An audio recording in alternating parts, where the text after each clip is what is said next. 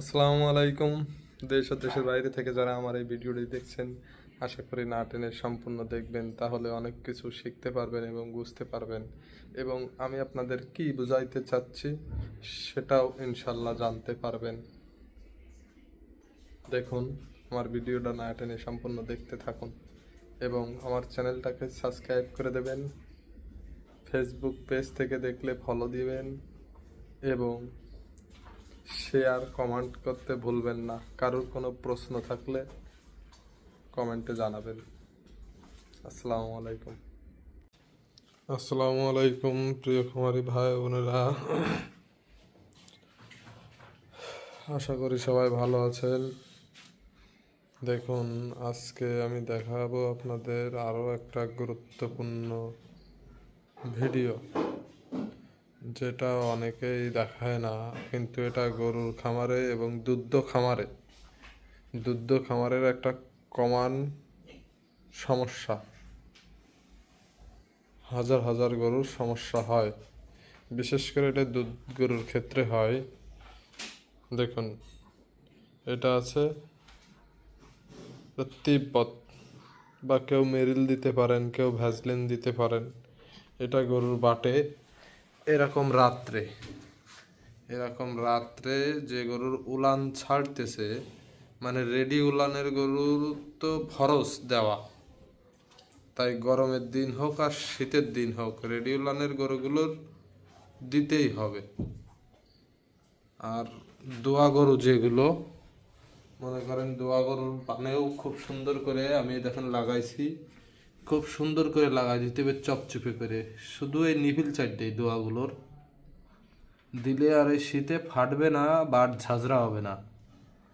গরুর বাট ঝাঁঝরা হয়ে যায় দুধ দোয়াতে গেলে স্প্রে মেশিনের মতো চতুর্থ সাইড পড়ে, বালতির সাইড দিয়ে বেরোয় যায়। শুধুমাত্র এই প্রবলেমটা হয় শীতকালীন সময়, বাটের মাথা ফাটে যায়।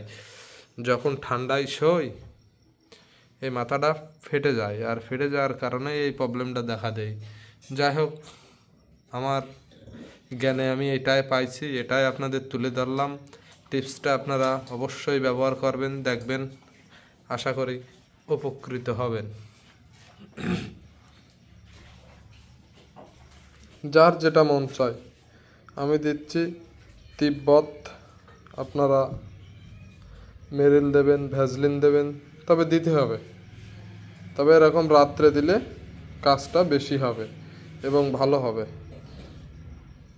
খাবার দেওয়ার আগে দিবেন। আয় সবাই আয়, আয় এনে আয় আয় আয় এদিকে আয়। দেখুন দর্শক বন্ধুরা, এই সঙ্গে আমার বিড়ালও আছে।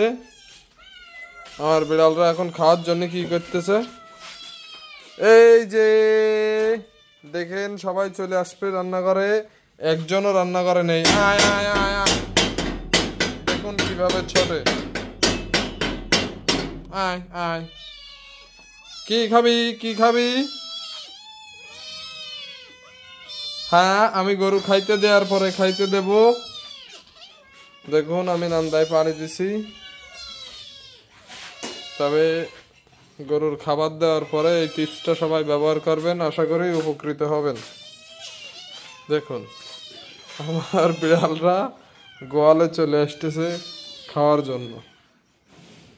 আর একটা দিক খেয়াল করবেন, শীতের প্রভাব গরুর গায়ে লাগতে দিবেন না। আমার মতো এরকম 200 পাওয়ারের ভাল্ব ঝোলায় দেবেন, চতুর্থ সাইড সুন্দর করে ঘিরে দেবেন। আমার এই গরুটার পেটে ব্যথা করতেছে, দেখা যাক মোটামুটি কি ট্রিটমেন্ট দেওয়া যায়। দিনের দিন কোনো ট্রিটমেন্ট দেওয়া যাবে না, যা দিয়ে ইনশাল্লাহ কালকে দেব। দুর্বল গরু তো ভালো মন্দ খাবার খেয়ে একটু পেটের প্রবলেম দেখা দিচ্ছে।